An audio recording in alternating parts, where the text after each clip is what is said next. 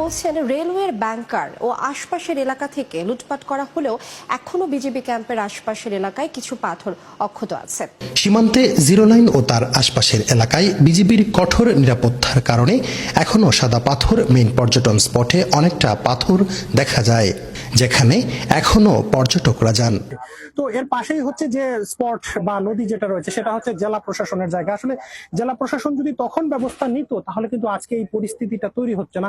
তবে একটা ভালো খবর যেটা হচ্ছে যে সীমান্তের যে জায়গাটিতে মূলত পর্যটকরা যান সেই জায়গাতে এখনো কিন্তু পাথর আছে, পাশেই জিরো লাইন, এবং বিজিবি কিন্তু সেই জায়গাটিও একটু দেখভাল করা এবং বিজিবির কড়া নিরাপত্তা থাকার কারণে কিন্তু সেই জায়গাতে তারা যেতে পারেনি।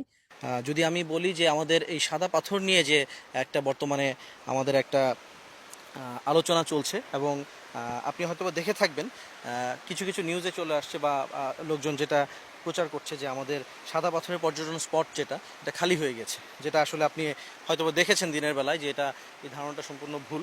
আমাদের যে মূল পর্যটন কেন্দ্র এটা আমার পিছনেই বাম পাশেই ছিল, আপনি দেখেছেন এই পর্যটন কেন্দ্রে কিন্তু এখনও পর্যাপ্ত পরিমাণে পাথর রয়েছে।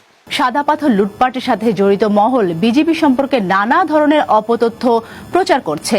বিজিবি সার্বক্ষণিকভাবে আওতাধীন এলাকায় টহল অব্যাহত রেখেছে। এ কারণেই বিজিবি ক্যাম্পের আওতাধীন সীমান্তের ৩০০ গজের ভেতরে এলাকাগুলো থেকে পাথর লুটপাট করতে পারেনি দুর্বৃত্তরা।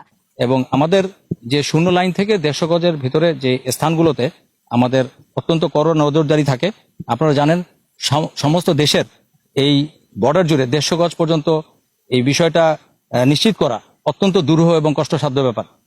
আমাদের সদস্যদের, বিজিবি সদস্যদের অক্লান্ত পরিশ্রম, তাদের ইভেন যে সমস্ত উৎসব মুখর দিনগুলোতে তাদেরকে ছুটি না গিয়ে দায়িত্ব পালন করতে হয়, এই আত্মত্যাগ আমি আশা করি আমাদের যে প্রশাসন সমূহ আমাদেরকে সহযোগিতা করলে এই বিষয়গুলোকে আমরা আরো বাস্তবে আমরা তুলে ধরতে পারবো এবং আমরা এই যে বিষয়গুলো আজকাল আমাদের কষ্ট দিচ্ছে, অর্থাৎ আমাদের বিভিন্ন ধরনের কষ্টার্জিত যে সফলতা সেটাকে কলঙ্কিত করছে, সেই জিনিসগুলোকে আমরা প্রতিহত করতে এবং এই ধরনের বালু পাথর অপসারণকে আমরা প্রতিহত করতে অবশ্যই সক্ষম হব বলে আমি মনে করি।